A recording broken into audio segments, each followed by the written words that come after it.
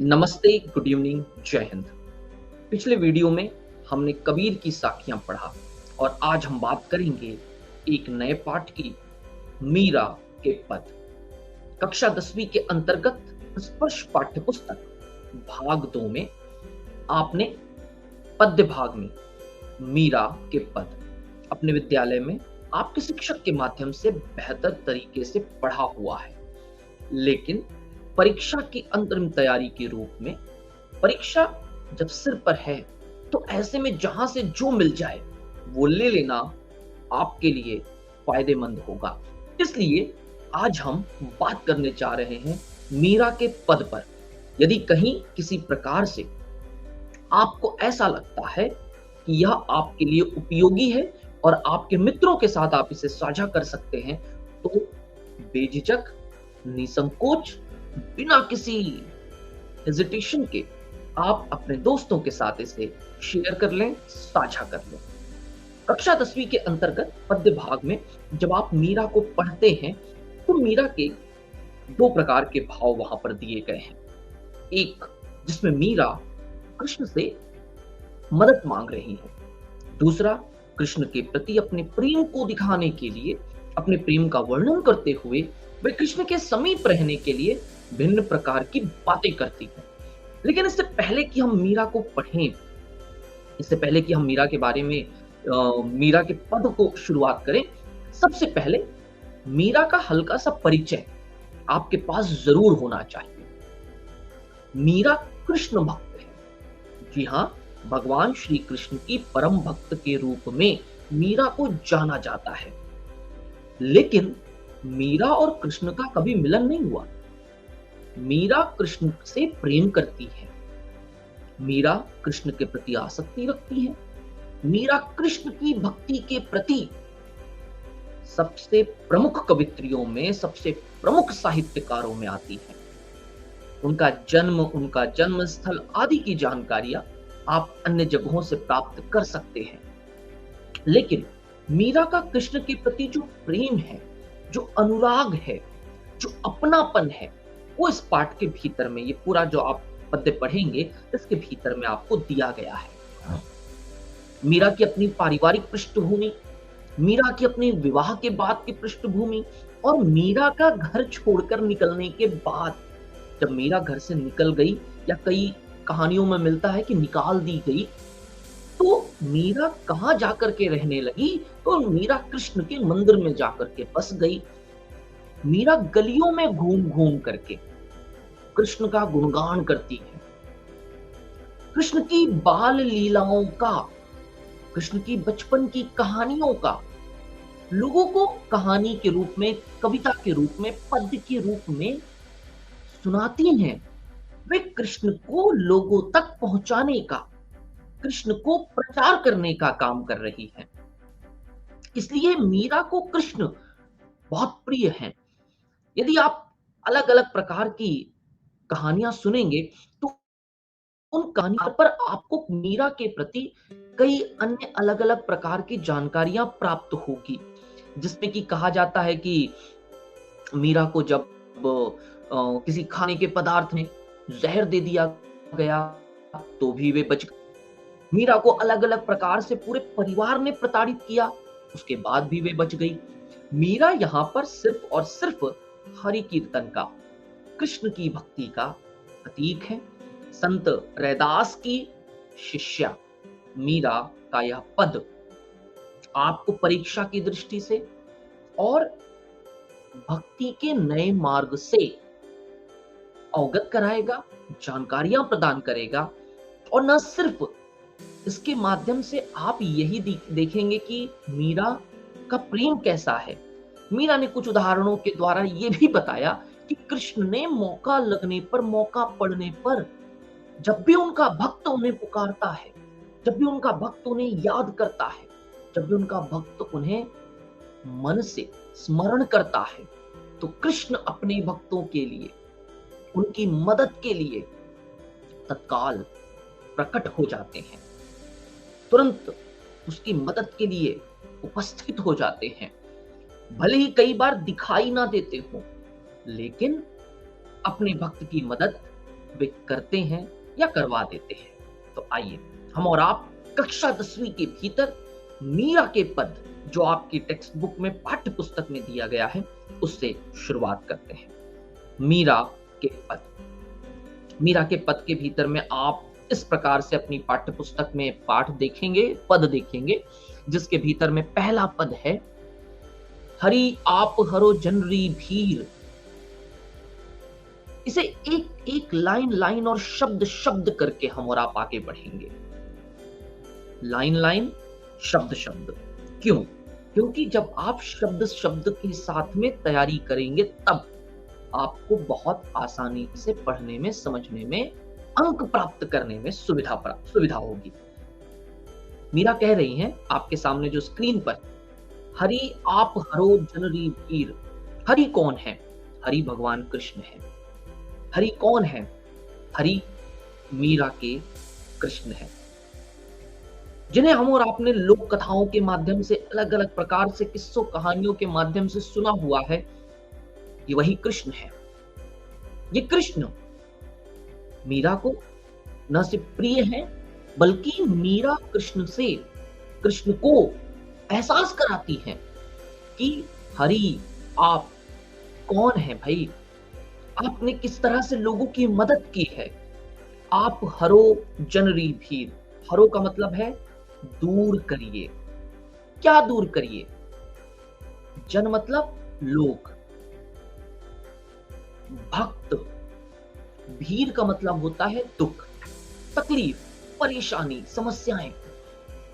मीरा कह रही है कि हे हरि, हे कृष्ण, आप आइए और इस जनता की, नागरिक की, भक्तों की, जो भी आपको पुकारता है, आप उसकी मदद कीजिए। आप उसके दुख को, उसकी तकलीफ को, उसकी समस्या को, उसकी प्रॉब्लम को दूर कर दीजिए। अब किस तरह से? जब मीरा ये कहती है कि दूर करिए, उनकी तकलीफ को हर लीजिए, तो क्यों और किस तरह से? मीरा ने इसके उदाहरण भी दिए हुए हैं। भीड़ का अर्थ आपको एमसीक्यू के लिए आ सकता है। क्यों? क्योंकि यदि मानकर चलिए ये सेम पैसेज में पठित पद्यांश के भीतर आपसे पूछ लिया गया कि भीड़ शब्द का प्रयोग निम्नलिखित में से किस रूप के, किस अर्थ के लिए हुआ है, तो याद रखेंगे, दुख के लिए, दर्द के लिए। जन का भक्त होता है, लोग होता है। दूसरी पंक्ति में देखिए, दूसरी लाइन में मीरा कह रही है कि द्रौपदी री लाज राखी, आप बढ़ायो चीर। हमने और आपने मीरा के माध्यम से और महाभारत के माध्यम से द्रौपदी की कहानी को पढ़ा हुआ है। द्रौपदी पांडवों की पत्नी, द्रौपदी महाभारत का बहुत महत्वपूर्ण पात्र, द्रौपदी जिसमें कि ऐसा कहें तो ये अतिशयोक्ति नहीं होगी कि मीरा ये बताना चाहती है कि महाभारत की सबसे प्रमुख पात्र जो द्रौपदी हैं, उनकी इज्जत बचाने के लिए, उन्हें भरी सभा में आप सम्मान देने के लिए उनके कपड़ों को बढ़ा करके उनकी मदद करते हैं। याद कीजिए द्रौपदी का वह किस्सा जो आपने किस्से में, कहानी में, फिल्म में, टेलीविजन में कहीं ना कहीं सुना, देखा या पढ़ा होगा। द्रौपदी को जब पांडवों ने दांव पर लगाया और वे हार गए, तब दुर्योधन के कहने पर दुशासन ने द्रौपदी के बाल खींच करके उसे भरी सभा में लेकर के आए। और जब भरी सभा में लेकर के आए तो वे उनका अपमान करते हुए उनकी साड़ी, उनका वस्त्र खींचने लगे, उन्हें निर्वस्त्र करना चाहते थे। तब द्रौपदी ने उस सभा में बैठे अपने पितृतुल्य, गुरुतुल्य समस्त एक एक को, चाहे फिर वह धृतराष्ट्र हो, भीष्म पितामह हो, द्रोणाचार्य हो, एक एक से मदद मांगी। यहां पर आप ये समझिए कि जब कोई मदद करने को तैयार नहीं होता, तब कृष्ण मदद करने के लिए आते हैं। मीरा सिर्फ यही समझाना चाहती है कि दुनिया में जब कोई मदद करने को नहीं होता ना, तब कृष्ण प्रकट होते हैं, तब कृष्ण की महिमा, तब कृष्ण का आपको आशीर्वाद प्राप्त होता है।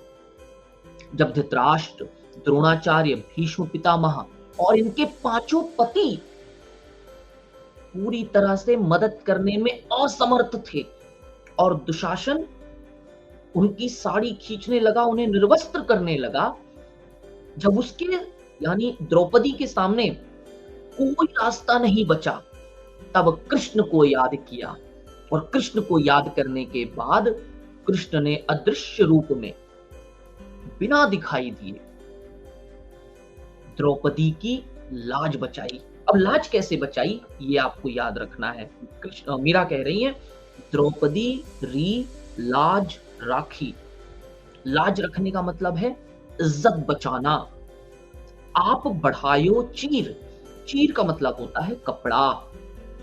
अब मीरा ने तो साड़ी ही पहनी थी, टॉप और जींस में तो नहीं थी, इसलिए कृष्ण ने उनकी साड़ी को बढ़ा करके का मतलब क्या है, जब दुशासन साड़ी खींच रहा था तो साड़ी खत्म होने का नाम नहीं ले रही थी, साड़ी खत्म ही नहीं हो रही थी और दुशासन थक गया, सभी थक गए, लेकिन कोई भी मीरा को निर्वस्त्र नहीं कर पाया। मीरा की इज्जत को बचाने का काम कृष्ण ने किया। द्रौपदी की इज्जत को बचाने का काम कृष्ण ने किया। इसलिए मीरा उन्हें याद दिलाती है, बताती है कि हे कृष्ण, जिस तरह से तुमने द्रौपदी की इज्जत को बचाया था साड़ी बढ़ा करके, ठीक उसी तरीके से तुम आओ, आ करके अपने चाहने वालों की, अपने भक्तों की, अपने मानने वालों की, आपको सब कुछ मानने वालों की आप मदद करिए। तीसरी लाइन में मीरा ने कहा है, भक्त कारण रूप नरहरि धरियो आप शरीर। भगत कारण में याद करिए वो प्रहलाद की कहानी। आपके विद्यालय में आपके मास्टर जी ने, आपके गुरु जी ने, आपके अध्यापक अध्यापिका ने आपको भक्त प्रहलाद की कहानी सुनाई होगी। भक्त प्रहलाद जो कि अपने ही पिता के खिलाफ, अपने पिता को भगवान मानने के खिलाफ था। उसके जो पिता थे वह पिता अपने आप को भगवान मानते थे, ईश्वर से उन्हें वरदान प्राप्त था, उन्होंने ईश्वर को प्रकट करके भगवान से आशीर्वाद प्राप्त कर लिया था कि मैं इस सृष्टि में, मुझे मारने वाला कोई पैदा नहीं होगा, जो जन्म लिया है वो मुझे नहीं मार सकता, ना मैं सुबह मरूंगा, ना शाम मरूंगा, ना मैं शस्त्र से मरूंगा, ना किसी अन्य चीज से मरूंगा। वो आश्वस्त था कि अब मैं अमर हो गया हूं और उसने ये मन में बिठा लिया था कि मैं ही भगवान हूं, I am the only one God. उसने लोगों को मुझे भगवान मानो इस हेतु मारना पीटना तक शुरू कर दिया था। इसलिए मीरा कह रही है, मीरा कृष्ण को याद दिला रही है, मीरा कृष्ण को याद दिलाते हुए कहती हैं कि भाई देखो, आपने किस तरह से लोगों की मदद की है।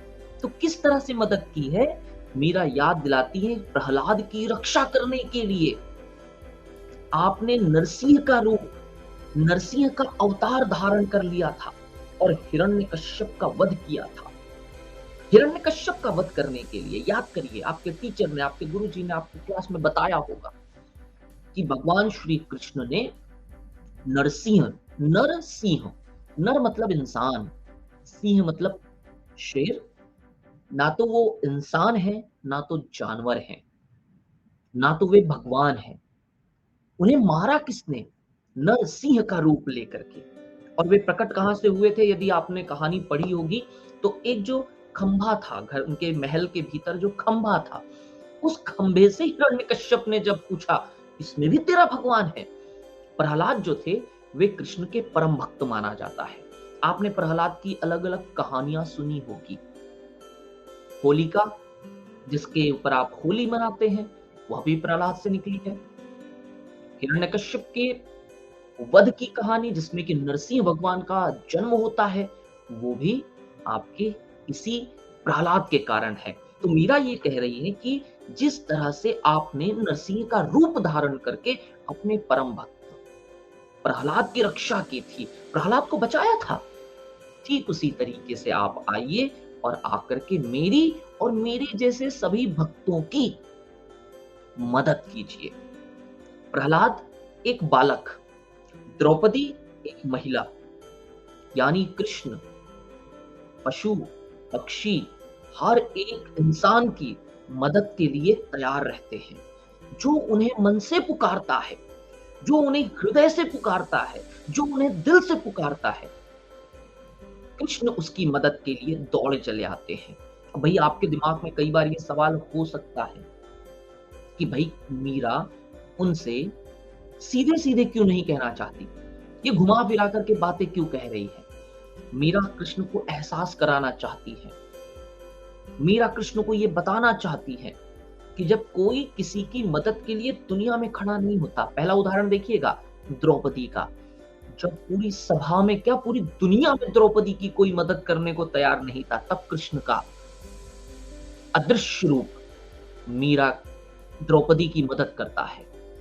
जब प्रहलाद की मदद करने के लिए कोई नहीं था, प्रहलाद का सपोर्ट करने को, साथ देने को कोई नहीं था, तब खंभे से, पिलर से नरसिंह का जन्म होता है, भगवान नरसिंह का जन्म होता है।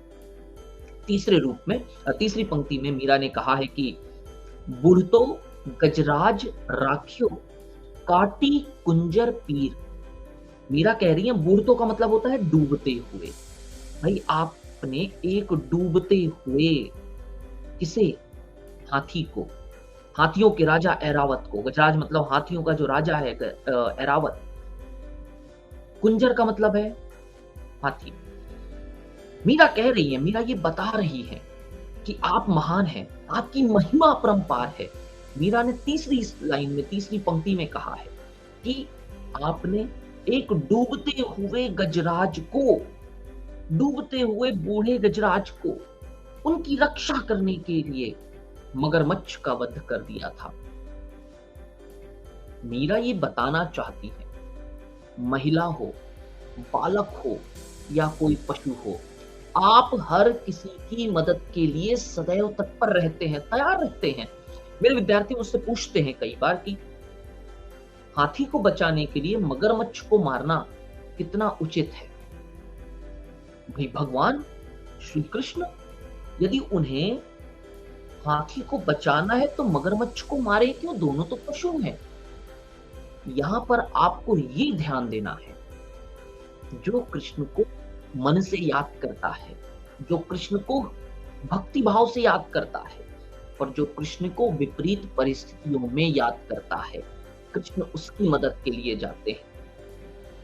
और कृष्ण गलत का साथ देने वालों के साथ नहीं जाते, कृष्ण उनका साथ देते हैं जो सत्य का साथ दे रहे हैं, जो सही के साथ खड़े हैं।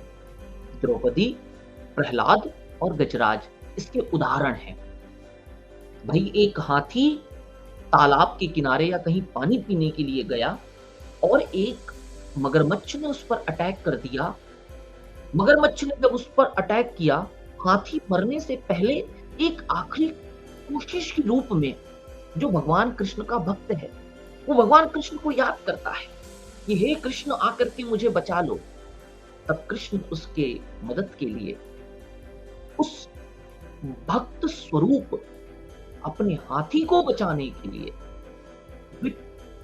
मगरमच्छ का वध करते हैं, क्योंकि मगरमच्छ यहां पर, हिरण्यकश्यप यहां पर कौरव गलत का प्रतीक है। जीवन में जब भी आप गलत करेंगे तो कृष्ण आपका मदद नहीं करने आएंगे। आपने 5 लाख की चोरी कर ली है और आप सोचेंगे हे कृष्ण आकर के मुझे बचा लो।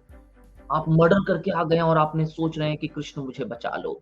आपने परीक्षा में चिट लेकर के बैठे हो और पकड़े गए हो और कह रहे हो कि कृष्ण मुझे बचा लो।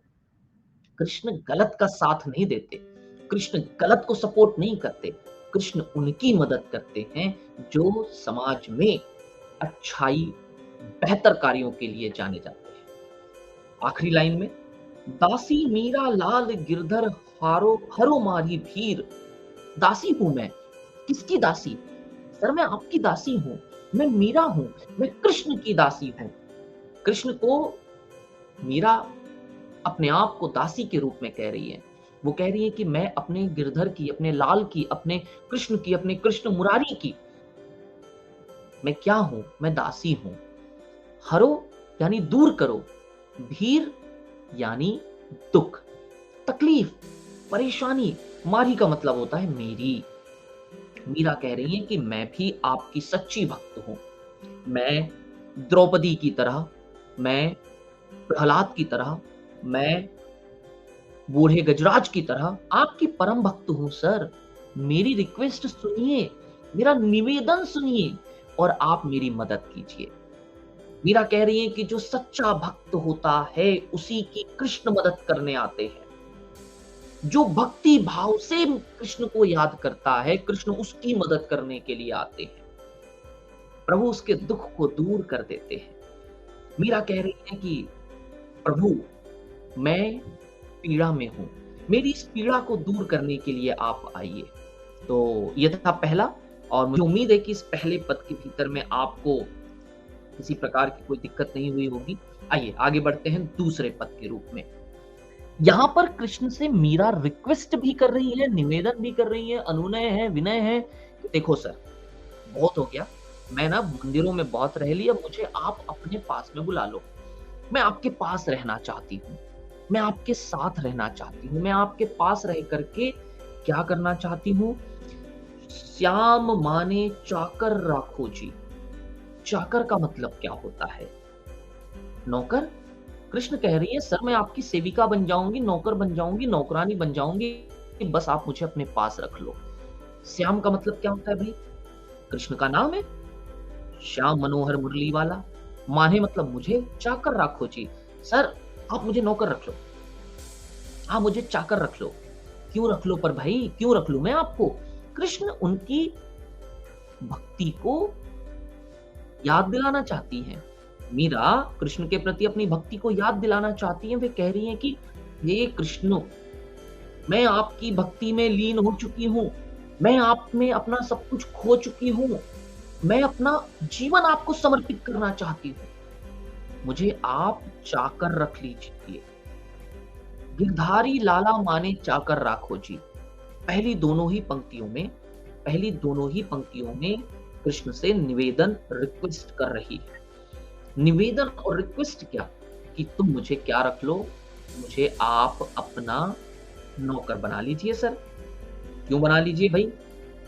वो इसलिए क्योंकि जब मैं आपके पास रहूंगी तो मुझे बहुत सारी चीजें, बहुत सारा फल मिलेगा। फल क्या मिलेगा? तो कृष्ण को वो कह रही है कि आप मुझे अपने पास रखिए, चाकर रहसियो बाग लगासियो नित उठ दर्शन पासियो। जब मैं चाकर बनूंगी, आपकी नौकर, नौकरानी, दासी, दासिका, सेविका बन जाऊंगी, तो मैं बाग लगाऊंगी,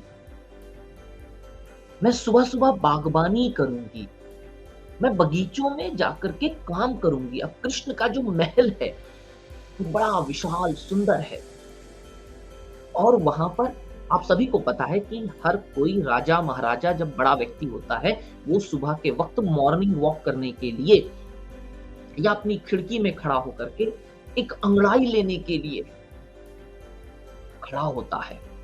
कृष्ण को मीरा देखना चाहती है। नहीं, वो जो आपने फिल्मों में देखा होगा, कहानियों में सुना होगा, अपने महबूब से मिलने के लिए हम उसकी गलियों में कई बार गए, कमबख्त महबूब ना मिला, उसका बाप 10 बार मिला।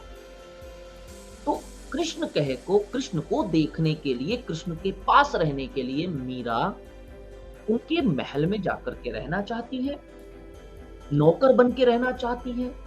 चाकर रहसियो बाग लगासियो नित उठ दर्शन पासियो। मैं जब भी आपके करीब रहूंगी, आपके पास रहूंगी, तो मैं नौकर बन करके सुबह सुबह बागबानी करूंगी, मैं बगीचों में काम करूंगी, और इसी बहाने मैं अपने प्रिय का, अपने कृष्ण का, मैं अपने इष्ट का दर्शन कर पाऊंगी। कृष्ण से दर्शन पाने के लिए ये पूरा का पूरा जो पद है ये प्रेम पद है। ये कृष्ण के प्रति मीरा के प्रेम का वर्णन है। आपको परीक्षा में लिखते हुए इस बात का विशेष ध्यान रखना है कि ये प्रेम का भाव है। ये भक्ति का भाव है। आपकी फिल्मों वाला प्रेम, वेब सीरीज वाला प्रेम नहीं, ये निस्वार्थ प्रेम है। क्योंकि मीरा को मालूम है कृष्ण मिलने वाले नहीं है। मीरा को मालूम है कृष्ण उन्हें प्राप्त नहीं होने वाले। मीरा को ये मालूम है कि फिजिकली हम नहीं मिलने वाले, हमारा संभव ही नहीं है कि मैं तुम्हें गुलाब दे रही हूं कृष्ण आई लव यू, ये पॉसिबल ही नहीं है। मीरा तो बस कृष्ण में खो गई है। मीरा कृष्ण का गुणगान करना चाहती है, मीरा कृष्ण के करीब रहना चाहती है। मीरा कह रही है जब वे सुबह उठ करके बागबानी करेंगी तो कौन? कृष्ण उन्हें दर्शन देंगे। वृंदावन की कुंज गली में गोविंद लीला गासियो। वृंदावन यानी वृंदावन की, कुंज का मतलब होता है छोटी छोटी तंग गलियों में। मैं तंग गलियों में जाकर के अपने कृष्ण का, मैं अपने कृष्ण की लीलाओं का, भाई लीला कौन कौन सी है? तो उन्होंने कालिया मर्दन किया था, बहुत सारी राक्षसियों का वध किया था। कृष्ण के बारे में बताने के लिए इतना कुछ है जिसे कि मैं लोगों को जाकर के बताऊंगी, मैं कृष्ण का गुणगान करूंगी। Meera to be very frank सिर्फ कृष्ण के नाम को जपना चाहती है। मीरा सिर्फ ये चाहती है कि जितनी बार मेरी जुबान से जितने अल्फाज निकले, जितने शब्द निकले, उसमें एक शब्द कृष्ण का होना चाहिए, उसमें एक शब्द कृष्ण के प्रति होना चाहिए, उसमें एक शब्द कृष्ण के प्रेम का होना चाहिए। तो मीरा कह रही है कि आप मुझे अपने पास रख लो, मैं वृंदावन की तंग गलियों में जाकर के, संकरी गलियों में जाकर के गोविंद की लीला गाना चाहती हूँ। इस नौकरी के लिए क्या मिलेगा भाई? जब आप कहीं नौकरी करते हो, जब आप कृष्ण जैसे महाराज के पास में, कृष्ण जैसे राजा के महल में जब आप काम करोगे, जब आप नौकरी करोगे, पैसा तो लोगे ना, सैलरी डिसाइड होगी, दोनों पार्टीज आपस में बैठ करके आपसे तनख्वाह पूछेगी, बताओ मीरा क्या लेना चाहोगी आप यहाँ नौकर बनने का? मीरा बड़ी नम्र स्वभाव की है। मीरा लालची नहीं है आपकी तरह, 80 नंबर दे दो सर सीधा सीधा। मीरा लालची नहीं है, सर जो देना है दो, मुझे तो कुछ नहीं चाहिए। चाकरी में दर्शन पासी। मीरा तो कह रही है मुझे तो सिर्फ आपका दर्शन चाहिए, मैं सिर्फ दर्शन करना चाहती हूँ। उन्हें जो कुछ मिलेगा उसे जन्मों से उसकी चाहत है, वो अपने पास संजो करके संभाल करके रखेगी। उन्हें खर्च करने के लिए कृष्ण के दर्शन एवं स्मरण मिलेंगे। खर्च करना, वो पैसा नहीं ले रही है, वो कोई धन नहीं ले रही है, वो कोई राशि नहीं ले रही है। वे आंखों में कृष्ण को समा करके अपने हृदय में कृष्ण को बसा लेना चाहती और उस कृष्ण को रोज खर्च करेंगी। कृष्ण को याद करके, कृष्ण में खो करके, कृष्ण की हो करके वे उसे खर्ची के रूप में, उसे अपने आप जो भी पैसा कहें या अन्य के रूप में उसे प्राप्त करना चाहती है। वो कह रही है कि सुमरन पासियों खर्ची, भाव भक्ति जागिरी पासियों, तीनों बाता सरसी।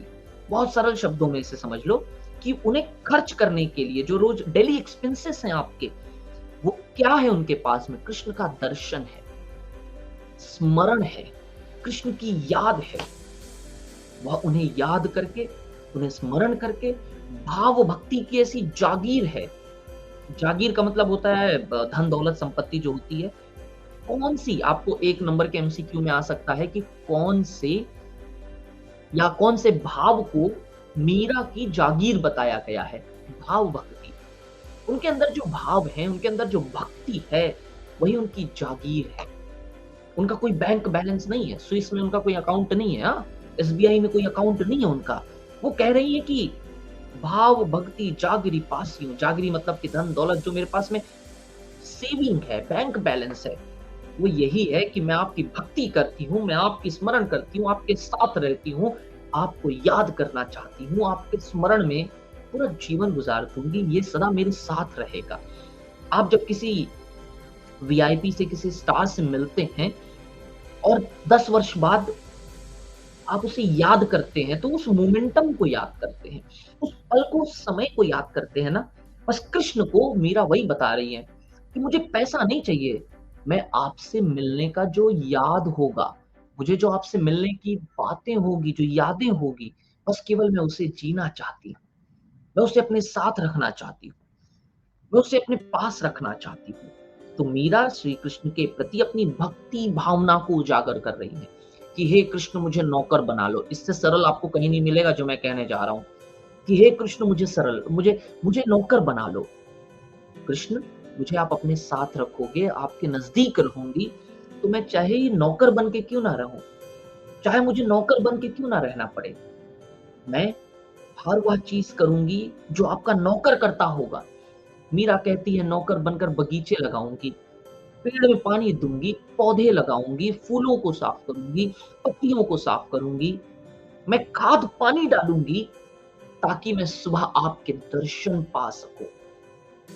मीरा कहती है मैं वृंदावन की सकरी तंग गलियों में, छोटी-छोटी गलियों में जा कर के अपने इष्ट का, अपने कृष्ण का, अपने स्वामी का मैं लीलाओं का बखान, गुणगान करना चाहती हूँ, मैं लीलाओं को गाना चाहती हूँ। मैं हर एक व्यक्ति को, हर उम्र के व्यक्ति को कृष्ण से परिचित करवाना चाहती हूँ।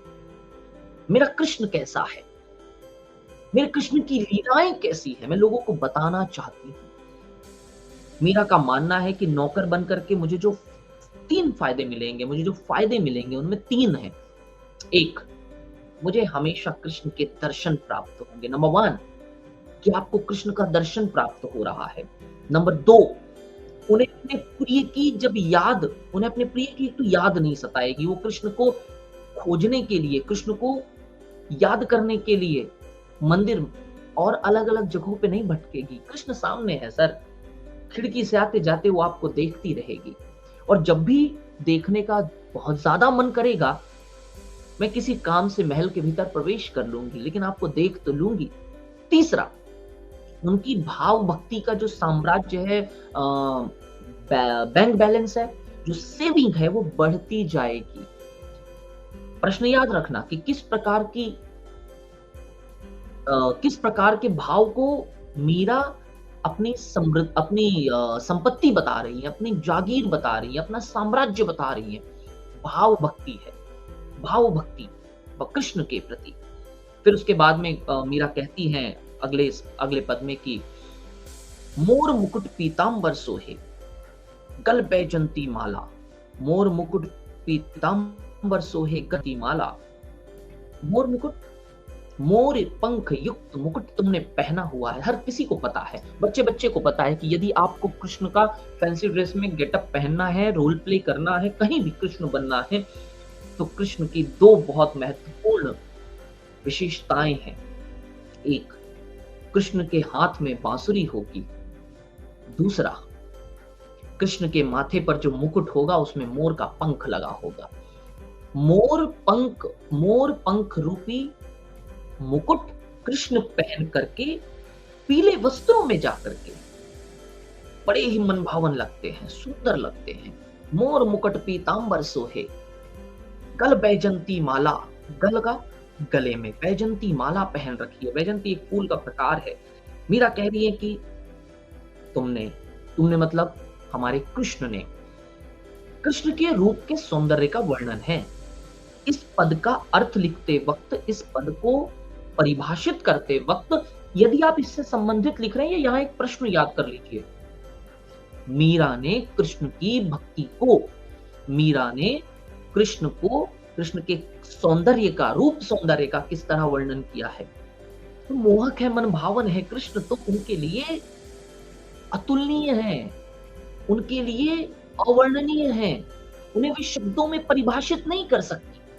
मीरा कहती है कि जब कृष्ण पीले वस्त्र पहन करके, मोर मुकुट धारण करके, गले में वैजंती माला, ये टाई की तरह नहीं तो टाई पहन करके बैठ गए हो। कृष्ण को कह रही है कि गले में वैजंती माला पहन करके, हाथों में बांसुरी लेकर के जब वृंदावन में गाय चराते हो सर, क्या लगते हो। आपने फिल्मों में सुना होगा, पीले वस्त्रों में जब वो निकलती है, जब उसकी लटाएं इस तरह से उलझती है, जब वो अपनी बालों से जुल्फों को हटाती है, हाथों से जुल्फों को हटाती है, उसकी एक अदा पर मन आ जाता है। बस वही वाला है, ज्यादा फिल्मी होने की आवश्यकता नहीं है। हाँ, आपको मीरा से बने रहना है और परीक्षा तक मन को भटकने नहीं देना है। मीरा कह रही है कि मोर मुकुट पीतांबर सोहे गल बैजंती माला, वृंदावन में धेनु चरावे मोहन मुरली वाला। मोर मुकुट, मोर पंख युक्त रूपी मुकुट, पीतांबर का मतलब होता है पीला वस्त्र पहन करके। जब मेरे कृष्ण जाते हैं गले में वैजंती माला पहन करके, वृंदावन में धेनु चरावे, वृंदावन जगह का नाम, धेनु मतलब कि गाय चराने के लिए, मोहन मुरली वाला, मेरा मोहन, मेरा मुरली वाला जो है, मेरा कृष्ण जो है।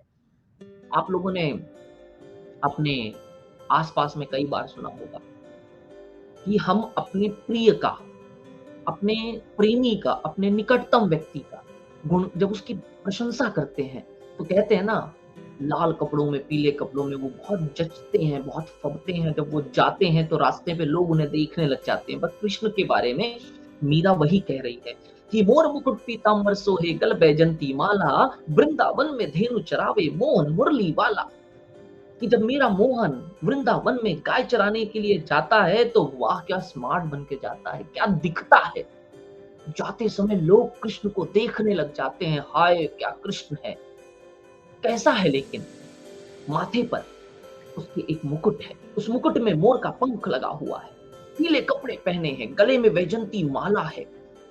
वृंदावन में जब वो धेनु चराने जा रहे हैं, हाथों में मुरली है और मुरली लेकर के जा रहे हैं बजाते हुए, सब रास्ते में फ्लैट होते जा रहे हैं।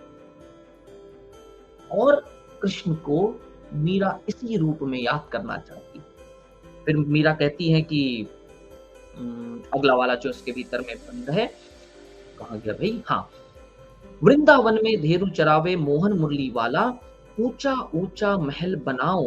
कृष्ण को वो कह रही है, ऊंचा ऊंचा महल बनाओ, बिच बिच राखूं बारी। बारी का मतलब होता है खिड़की। मीरा कृष्ण को याद कर रही है। मीरा कृष्ण को याद करते हुए अपने मन के भाव को बताती हुई कहती है कि देखो सर, मैं बीच बीच में आपको मिलने के लिए, आपसे मिलने के लिए आना चाहती हूँ। मैं आपको मिलने के लिए आकर के आपसे मिलना चाहती हूँ। क्यों? क्योंकि आपसे मुझे फायदे मिलेंगे। और ऊंचा ऊंचा महल बनाओ, बिच बिच राखूं बारी, सांवरियारा दर्शन पासियो। मेरे सांवरिया, मेरे जो प्रिय हैं, मुझे उनका दर्शन मिलेगा। ऊंचे ऊंचे मैं महल बनाऊंगी, बीच बीच में मैं इसको दो अर्थ आप ले सकते हैं। यहाँ बगीचा भी होता है, खिड़की भी कई लोग कहते हैं। तो मैं महल के बीच बीच में बगीचे रखूंगी, खिड़की रखूंगी, जहां पर कि लोग आएंगे।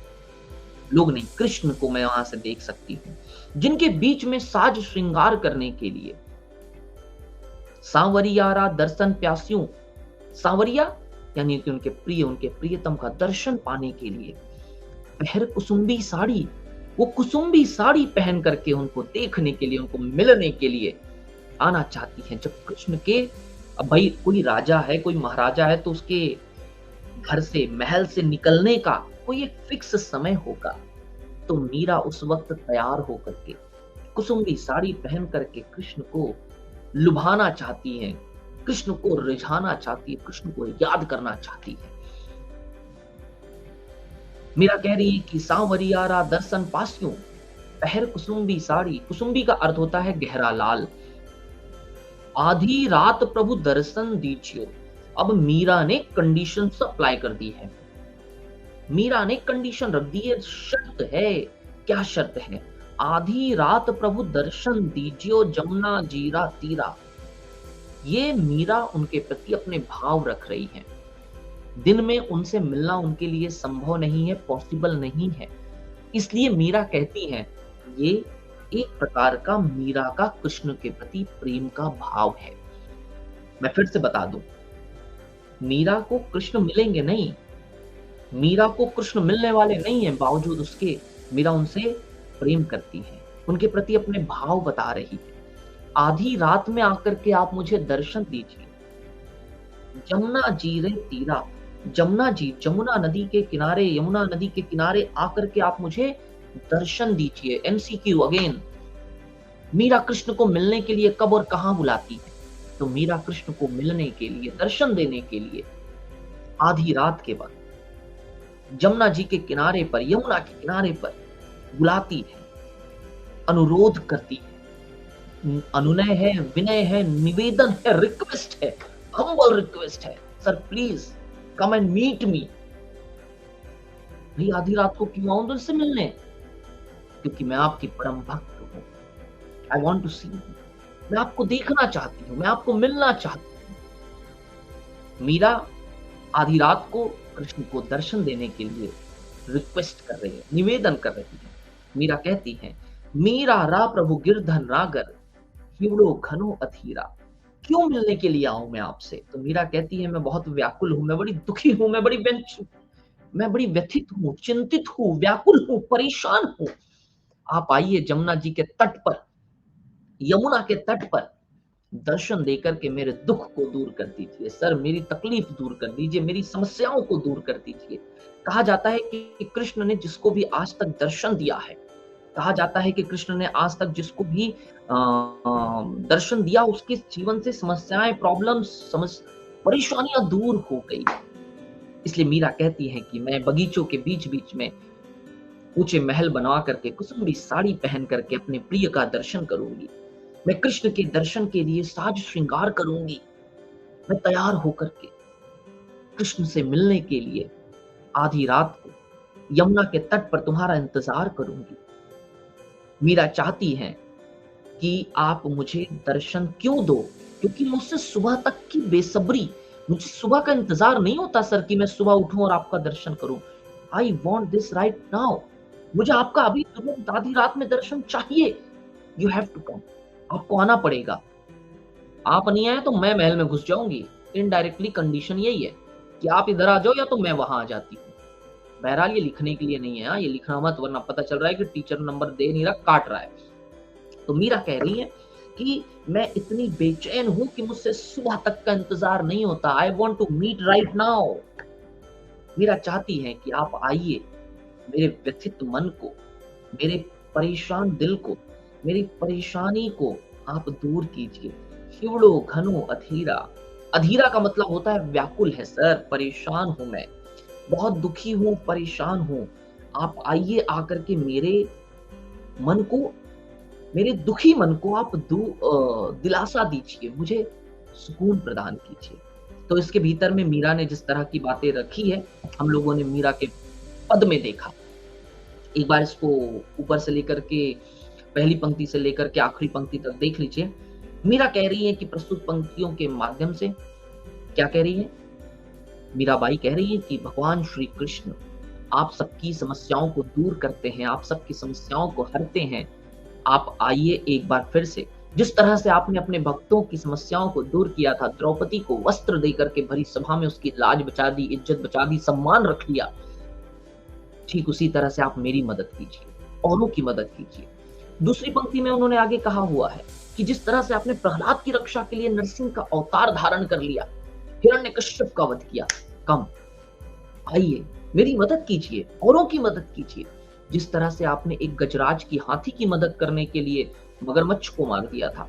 ये उदाहरण ये है कि महिला की भी मदद होती है, बालक की मदद भी होती है और पशु की मदद भी होती है। जो आपको हृदय से याद करता है, जो आपको मन से याद करता है, जो आपको भक्ति भाव से याद करता है, आप हमेशा उसकी मदद के लिए तैयार रहते हैं।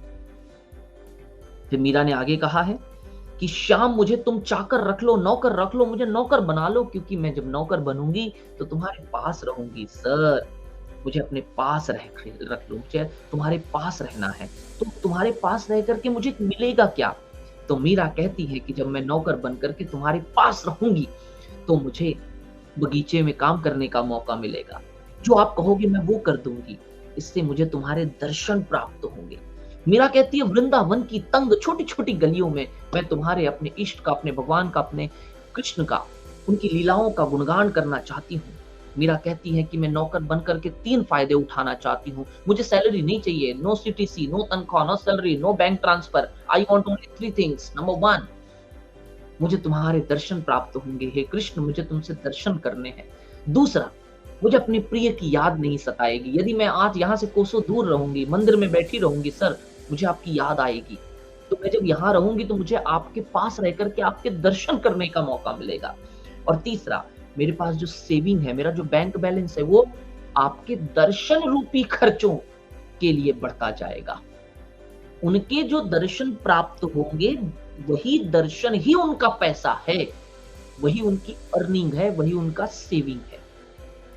फिर वो कहती है कि मेरा मुरली वाला कृष्ण जब मुरली बजाता हुआ पीले वस्त्र पहन करके मुकुट में मोर पंख युक्त मुकुट पहन करके जब वो सड़कों पर निकलता है, तो लोग देखते हैं, सर मैं ऊंचे महल बनाऊंगी, उसमें खिड़की या बगीचे रखूंगी, कुसुम्बी साड़ी पहन करके, गहरे लाल रंग की साड़ी पहन करके सर मैं आपसे मिलने आऊंगी, और मिलने आकर के मैं आपका इंतजार करूंगी यमुना जी के किनारे पर, यमुना जी के तट पर मैं सज धज करके आऊंगी, और मैं मेरे कृष्ण का इंतजार इसलिए करूंगी, मुझे आधी रात को आप दर्शन दीजिए। वाई? क्यों? बिकॉज ऑफ दैट कि मीरा चाहती है कि आधी रात को दर्शन देखने के लिए इसलिए आना है क्योंकि मुझसे सुबह तक की बेसब्री इंतजार नहीं होता। मेरा मन व्याकुल है, अधीर है, परेशान है, और उस अधीर मन को आप आकर के सर संतुष्टि प्रदान कीजिए, मुझे आपका दर्शन चाहिए। तो इस तरह से इसके भीतर में व्याख्या दी गई है। इसके शब्दार्थ आप लोग देख लेंगे। इसके शब्दार्थ के साथ में आप यदि किसी भी प्रकार का कोई समस्या आपको आता है, किसी भी प्रकार की कोई समस्या इन पूरे पदों के भीतर में होती है, तो आप कमेंट के माध्यम से आप लिख सकते हैं, और हम आपकी उस समस्या का निदान करने की पूरी कोशिश करेंगे। तो मीरा के पद में यदि अभी भी कोई समस्या है, तो सीधे-सीधे कमेंट में लिख दीजिए, हम दोबारा से वीडियो बना करके आपकी उस समस्या का समाधान करेंगे। अगले पार्ट के साथ में जल्द ही मिलेंगे। तीसरा हमारा जो अगला पार्ट होगा, उसमें हम लोग किसी लेसन कहानी के साथ में जाएँगे, संभवतः बड़े भाई साहब लेंगे, ताकि एक-एक पार्ट करके परीक्षा से पहले हम पूरा कर सकें। मिलते हैं। यदि सवाल है तो लिखना ज़रूर, नहीं है तो परीक्षा के लिए अपने आप को तैयार करिए। कैसा लगा ये भी आप लिख सकते हैं, और विशेष रूप से यदि चैनल को सब्सक्राइब नहीं किया है तो चैनल सब्सक्राइब कर सकते हैं। अपने जिनको भी इससे मदद मिल सकती है उन सभी तक चैनल को पहुंचा सकते हैं। जय हिंद।